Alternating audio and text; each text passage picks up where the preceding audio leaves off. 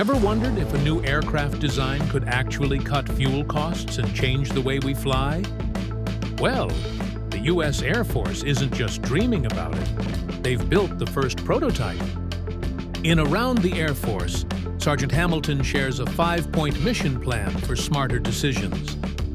The highlight is a prototype blended wing-body aircraft, where the wings and fuselage form one smooth structure.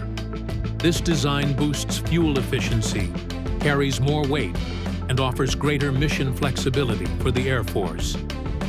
And it's not all about tech. The Air Force is also putting over $1.6 billion into better dorms and upgraded child development centers, because the quality of life for service members and their families matters just as much as the equipment they use. Could blended wing aircraft redefine the future of aviation? Imagine cleaner skies, longer flights on less fuel, and designs that change the way we think about air travel. This technology isn't just for the military. It could influence the planes you and I fly on one day. Share your thoughts in the comments, because your ideas matter here. And if you want more stories on game-changing aerospace innovations, hit subscribe and join our community of aviation enthusiasts.